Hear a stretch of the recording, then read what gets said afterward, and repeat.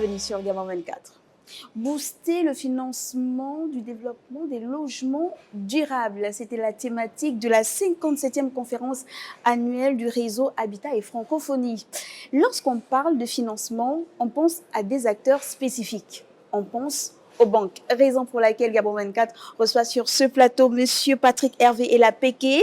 Vous êtes le représentant résident de la Banque de développement des États de l'Afrique centrale. Bienvenue. Merci, bien, merci. Alors, vous avez pris part à ces 2 jours d'échanges à Libreville. Au centre de ces échanges, le développement ou le financement du logement durable. Quel était le message porté par votre banque?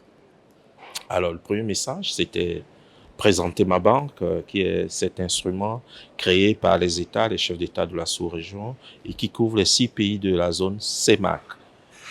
J'en suis le représentant au niveau du Gabon. Et donc, j'ai présenté notre institution qui aura 50 ans cette année et son offre de services concernant plus spécifiquement le secteur de l'immobilier, le sujet d'aujourd'hui.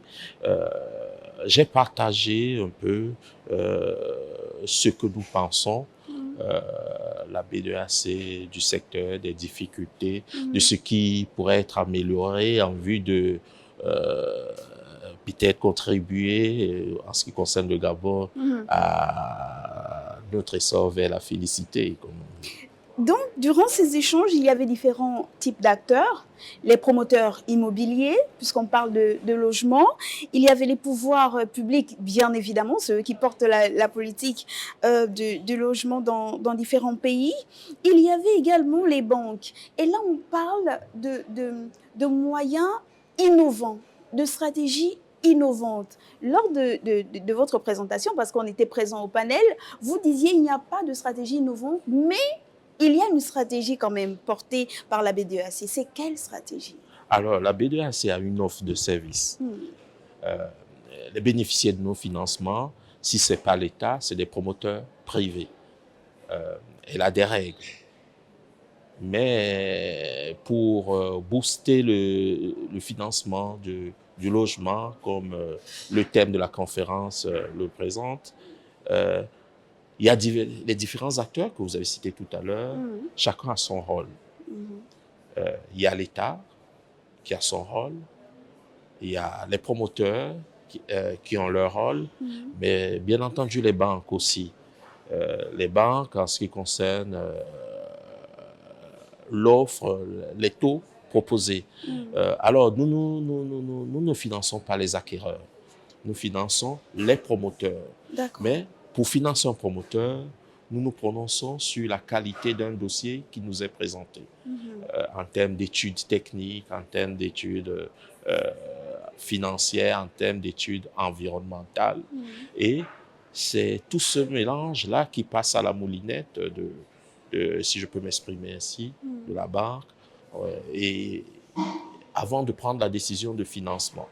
Alors, les difficultés, comment rendre nos interventions encore plus efficaces, il faut qu'il y ait des facilités. Des facilités. Quel type de facilité? Pour les promoteurs, en ce qui concerne les importations, en ce qui concerne leur installation, en ce qui concerne la mise à disposition des surfaces, donc le foncier, ça c'est l'État. Les promoteurs, il faut qu'ils viennent de plus en plus avec une offre pointue, où les coûts sont optimisés, où on valorise les matériaux locaux. Ça fait partie d'un faisceau d'éléments qu'il est nécessaire d'intégrer. Ça, c'est les promoteurs. Les banques, il y a le coût du loyer, de l'argent qui est encore élevé. La B2AC a son plan stratégique actuel, qui vise à rendre cette institution moderne, qui vise à aboutir à une notation qui permettra à la banque, à terme, de mobiliser des ressources à des coûts beaucoup plus avantageux. Et ce serait cette innovation vers laquelle nous sommes en train d'aller. Vous avez dit la BDEAC, et c'est un fait, couvre les 6 pays de la sous-région. On suppose qu'il existe déjà des projets auxquels vous avez pris part. Est-ce que vous pouvez nous citer quelques projets comme ça qui ont vu le jour et ces projets-là qui vous ont permis, vous et votre institution, à accompagner les États de la sous-région? Alors, en termes d'expérience, je suis un expert, un agent de la BDAC depuis quelques années maintenant. Et j'ai une expérience qui va au-delà du Gabon, Ouais. qui couvre les différents pays. Donc, ce qui me permet d'avoir une visibilité de tout ce qui se fait dans tous ces différents pays. Alors, l'expérience, si on veut dire spécifiquement au Gabon, c'est pas, le projet n'est pas en lui-même un projet immobilier. D'accord. Mais c'est un projet où on cherche à loger des personnes impactées par les projets des bassins versants. Ça n'a pas été une très très grande réussite, mais nous sommes en train de travailler pour finaliser le projet. Parce que le projet, c'est 3 choses. Le périmètre, tout ce qu'on doit faire, le budget initial et le planning dans lequel on fait un projet. Alors, pour ce projet-là, si on a eu un prêt complémentaire demandé par l'État gabonais et la banque a approuvé ce prêt complémentaire, ça veut dire qu'il faut un financement complémentaire. Le projet doit être fait dans les 3 à 4 ans. Nous sommes allés au-delà. Donc, maintenant, nous sommes en train de travailler sur ce projet qui a eu un certain nombre de faiblesses, mais à terme, qui vise à améliorer les conditions de vie des populations, ces populations impactées par les projets des bassins versants. C'est les populations qui vivaient dans certaines zones où on a fait le choix pour assainir la ville d'aménager des bassins versants. Donc ces populations seront relogées dans des logements qui n'ont rien à voir en réalité par rapport à la situation d'avant. Il y a eu des enseignements qui ont été tirés et nous continuons à travailler aux côtés des experts de l'État pour boucler ce projet-là. Là, c'est au Gabon. Ça, c'est au Gabon. Hors du Gabon, en projet. Alors, hors du Gabon, qu'est-ce que je peux vous dire comme il y a eu des initiatives. Là aussi, je vais parler. C'était plutôt un projet immobilier du secteur privé qui a été approuvé au niveau du Tchad par la banque. Et là aussi, qui a eu des difficultés au niveau de la réalisation, vous savez, des conditions suspensives préalablement au décaissement. Le promoteur qui avait eu pourtant pas mal de facilités de l'État tchadien en ce qui concerne le foncier.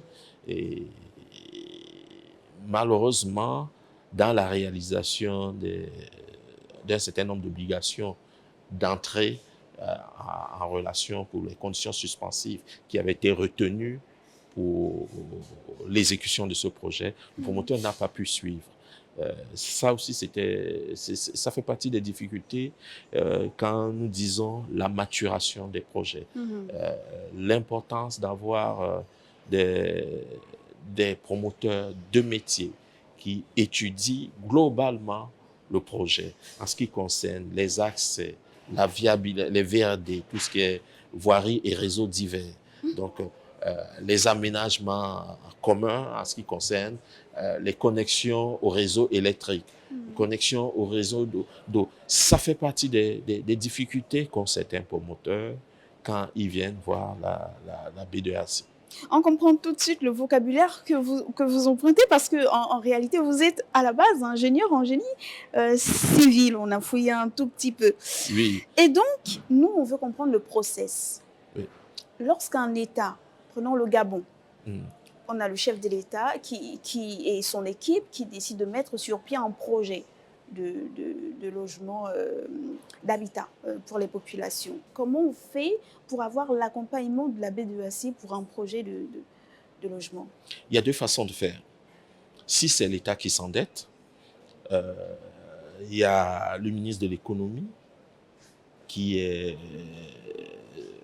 la personne habilitée à engager l'État gabonais, qui saisit la banque avec une requête qui est accompagnée d'un dossier, des études, hein, des études qui sont déjà faites. Je parlais tout à l'heure des études techniques, études économiques, études financières, études environnementales. Hein. Tout ce dossier-là est transmis à la BDAC avec une requête de financement. Ça, c'est une façon de faire. L'autre façon de faire, aujourd'hui, on parle beaucoup des partenariats publics-privés.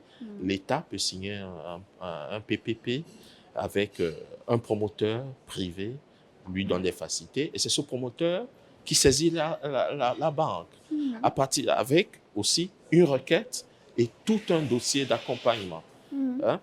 Ce dossier est analysé au niveau de la représentation de la banque ici, et il y a des échanges pour s'assurer qu'aujourd'hui, le projet est mature. Une fois que la documentation est complète, elle est transmise au siège et il y a une équipe multidiscipline qui instruit le dossier au niveau du siège. Hein? Dans cette équipe, vous avez des juristes, vous avez les risques, vous avez des environnementalistes, donc des ingénieurs sur le plan technique. Un ensemble de techniciens. Un ensemble de techniciens qui travaillent sur le dossier. Le dossier est mature, on le notifie au pays, si c'est le pays, au promoteur, si c'est le promoteur privé, on le lui notifie.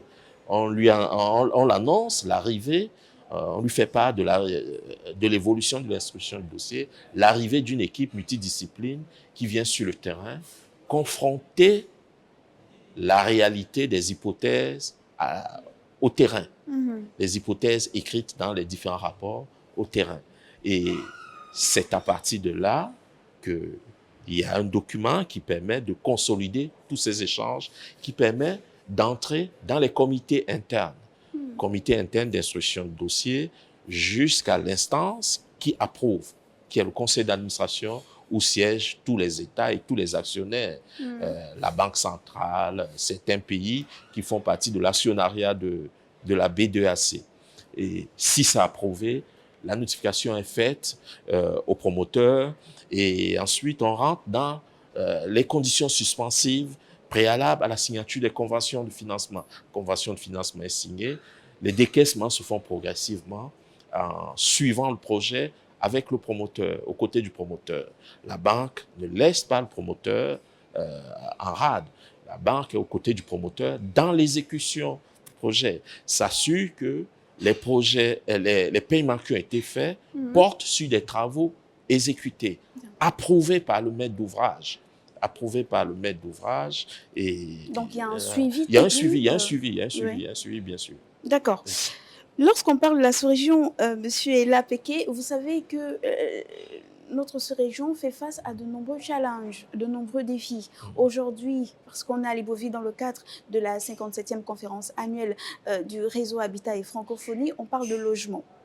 Mais la réalité, c'est qu'il y a d'autres challenges. Le transport, les infrastructures, la santé, la cherté de la vie. Et là, très souvent, on entend comme partenaires techniques et financiers le FMI, la Banque mondiale. Pas très souvent la B2AC. Quelles sont les relations finalement qu'entretient votre banque avec les États de la sous-région? Quand on fait le point, on fait un bilan à mi-parcours, vous nous avez parlé de 50 ans aujourd'hui. On est à quel niveau de réalisation ou d'accompagnement des États de la sous-région? Vous faites bien de le dire, la B2AC n'est pas très connue. Elle a 50 ans pourtant. Elle n'est pas très connue au Gabon. Mais la réalité est que la B2AC est un grand partenaire du Gabon. La B2AC a un portefeuille global depuis sa création qui tourne autour de 550 milliards au Gabon. 550 milliards, 350 actifs. Si je peux citer quelques projets phares, oui, la B2AC a contribué au financement de la zone économique spéciale de Nkok. La BDAC a financé les travaux de modernisation de la Nationale 1. Quand vous voyez ce qui a été fait, PK5, PK12, la BDAC. Si vous parlez des travaux qui se font du PK12 au PK105 par la SAG, la B2AC est là-dedans. Les stocks stratégiques des produits pétroliers, la B2AC est là-dedans.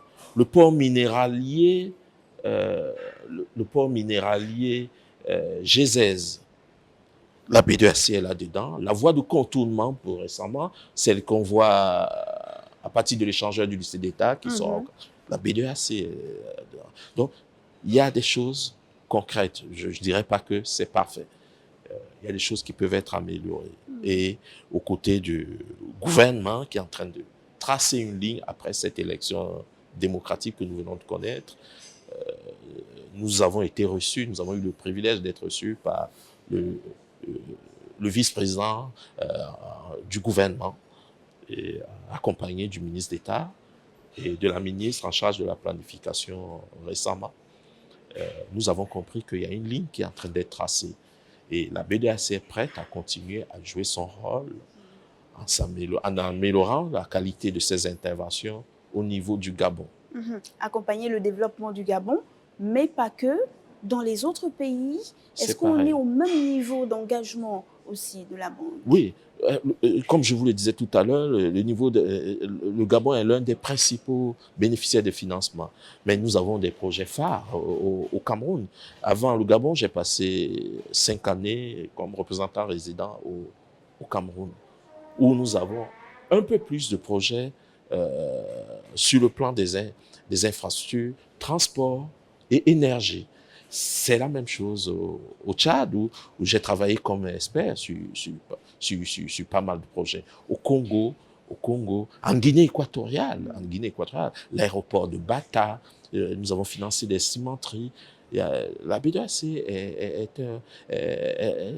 l'institution créée par les États pour les accompagner dans le financement du développement. Et la B2AC joue son rôle, mais elle a besoin aussi du soutien des États pour qu'elle puisse améliorer la qualité de ses interventions de façon à atteindre, parce que les bénéficiaires finaux des interventions de la banque, ce sont les populations. Les populations.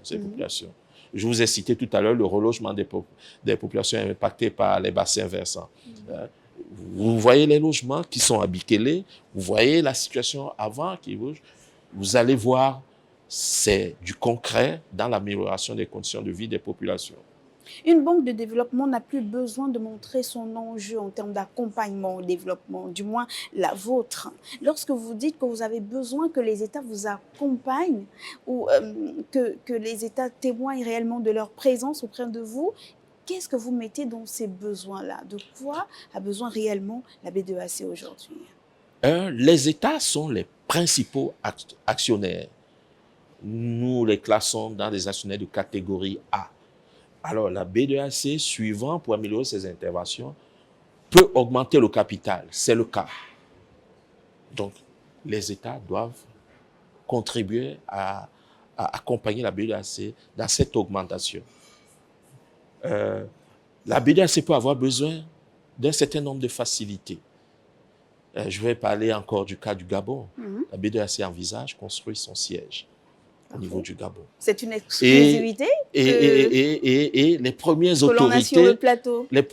autorités ont mis à la disposition, sont en train de mettre à la disposition, de formaliser la mise à disposition d'un site qui va permettre de construire le siège de la B2AC.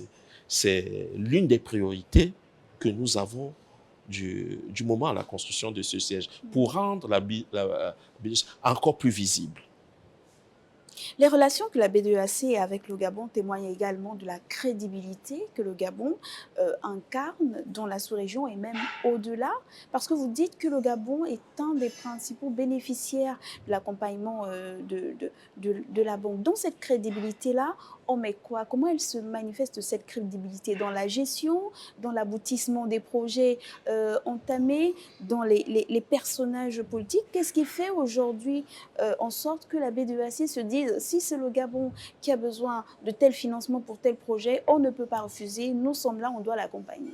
C'est pas exactement la démarche. La démarche, c'est plus, s'il y a eu autant de projets au Gabon, ça veut dire il y a des dossiers qui ont été présentés au Gabon qui étaient bien montés, bien structurés, ce qui a permis d'en cumuler certains avec des coûts de projet plus ou moins importants. La B2AC se prononce essentiellement, excusez-moi, se prononce essentiellement sur la qualité des projets qu'elle reçoit. Quelles sont pour vous aujourd'hui, vous êtes une banque de développement, quelles sont pour vous aujourd'hui les urgences en termes d'accompagnement des populations de la sous-région, dans les besoins, parlons des besoins de ces populations, quelles sont les urgences que devraient prendre à bras le corps nos États? Alors, froidement, ce n'est pas lié à mon profil de métier d'origine, hein. Ce sont les infrastructures. C'est le préalable. Ouais. Planter le décor. Il faut les infrastructures de transport. Il faut qu'on puisse, ce qu'on produit, qu'on puisse l'évacuer. Il faut l'énergie. Il faut pouvoir produire de l'énergie pour que les industries qui vont s'installent. Et il faut transformer notre potentiel. Il faut qu'on aménage des routes pour permettre au Gabon des routes et de l'énergie pour permettre au Gabon de transformer localement et de transporter tout ce qui était produit. Il y a les services. Ce sont les préalables, les infrastructures, les services, sans oublier la question du capital humain. Il faut qu'on forme, il faut qu'il y ait des métiers. Et c'est comme ça qu'on va contribuer. La question des taux élevés qui a été abordée, il faut dire que c'est à l'épreuve, en finançant de plus en plus d'opérations, que ces taux-là vont baisser. L'outil de financement de développement qu'est la B2AC, si elle fait une notation, elle se modernise, elle peut mobiliser des ressources là où elle coûte beaucoup moins cher, de façon à les impacter sur les interventions à venir. Voilà, c'est ça. Parlez-nous des taux de financement qui sont autant élevés. Vous avez dit qu'il faut du financement, il faut plus de sollicitations de financement pour que le taux puisse baisser. Mais qu'est-ce qui explique concrètement ce taux élevé des projets? Quand je dis plusieurs opérations, c'est pour, par exemple, le secteur de l'immobilier. Oui. S'il y a plusieurs opérations, il y aura 1, 2, 3 cimenteries. Je dis n'importe quoi, de cimenteries. Il y aura ceux qui transformeront le bois. Il y aura plusieurs promoteurs immobiliers, ce qui permettra qu'il y ait une offre et par rapport à la demande, ce qui rendra un peu le marché plus abordable pour les populations. Revenons rapidement sur la question du logement, parce qu'on le rappelle, vous étiez là pour la tenue à Libreville de la 57e conférence annuelle du réseau Habitat et Francophonie.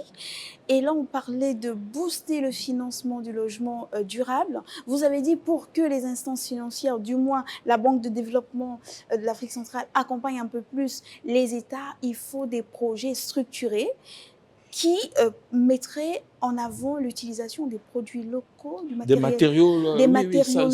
Ça contribuerait. Oui, ces matériaux locaux-là, ce sont lesquels? De façon simple. La brique de terre, à la volée comme ça, il y a le bois. Il y a le bois, il y a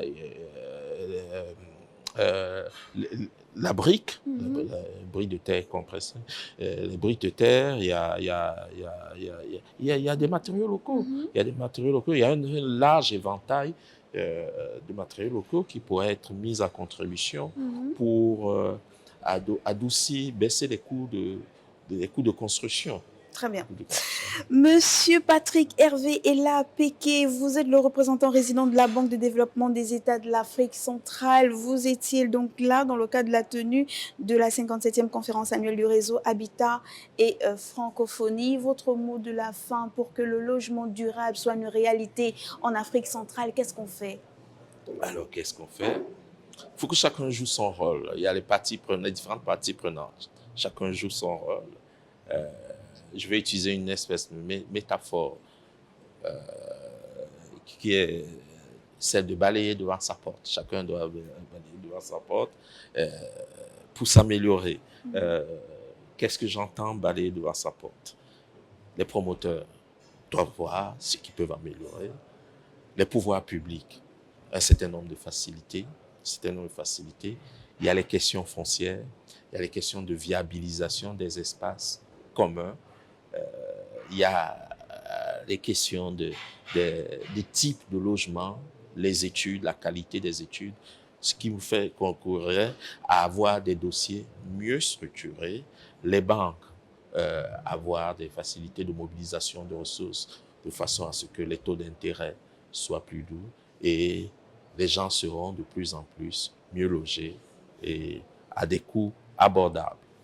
Merci beaucoup. On retient des projets structurés, on retient l'intégration sous-régionale, on retient également la synergie des différentes forces en présence. Merci beaucoup Patrick Hervé Ella Péké, merci d'être passé sur notre plateau. Je rappelle que vous êtes le représentant résident de la Banque de développement des États de l'Afrique centrale et l'exclusivité, c'est surtout que le siège sera à Libreville au Gabon.